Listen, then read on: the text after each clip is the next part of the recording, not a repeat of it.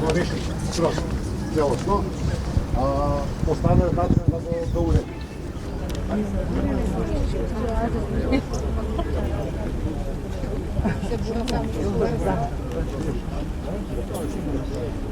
Ајде грозно. Мајда, јава пријател за парти. Јас родила пана.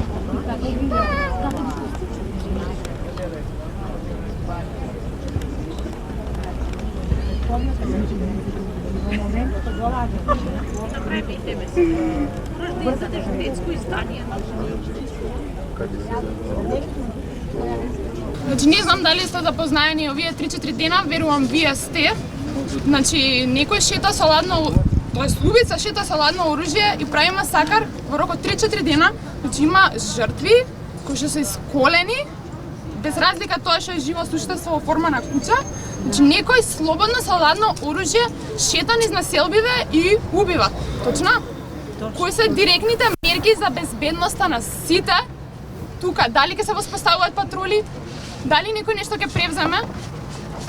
Дали воопшто се проверувани земјоделски аптеки кои расфрлаат во детски, значи во градинки, во детски училишта, во дворови отрови. Значи ова тлее не во Скопје само, не во Аеродром, не во Лисича, независно из цела Македонија. Вие сте сега наши градоначалници.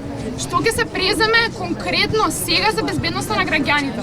Една од најстравичните слики што можев да ја видам во последно време е вчерашната слика од закланите кучиња. Не постои нормален човек на кој што тоа му е прифатливо и природно, вклучително и мене.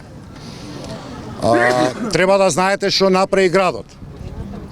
Значи, преку напорите што ја ги направив како градоначалник, директорката на стационарот Лајка, направивме увид од МВР на крвни деликти, правиме се да го лоцираме, тоест полицијата прави се да го лоцира извршителот на тие громорозни убиства. Ги дадовме самите кучиња, што е реткост, на вештачење, да се извештачи убиството за да може алатката со цел за која ќе се најде сторителот да се поведе официјална постапка за сторено кривично дело.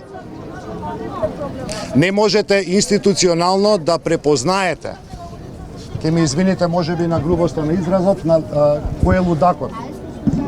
Не постои начин на кој што вие можете да превенирате определено човеково поведение. Ме разбирате? Она што ја ви го кажувам и ви го ветувам и тоа го правам.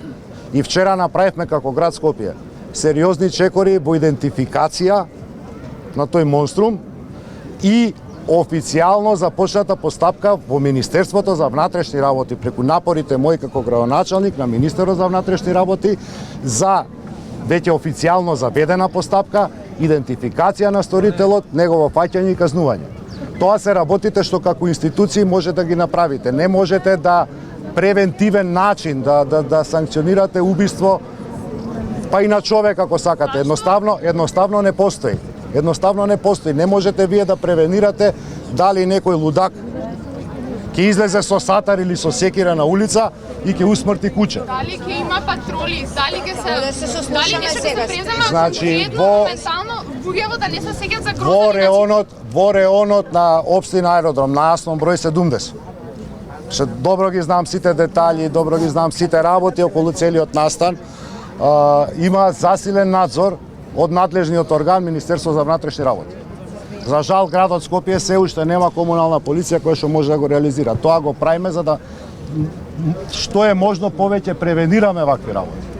Меѓутоа таму она што знам, бидејќи институционално контактираме град Скопје, Министерство за внатрешни работи, надлежната агенција за храна и ветерина, факултетот за ветерина кај што се врши вештачење во, да не кажам, аутопсијата на кучињава, е во насока и во напор да тој монструм го пронајдеме.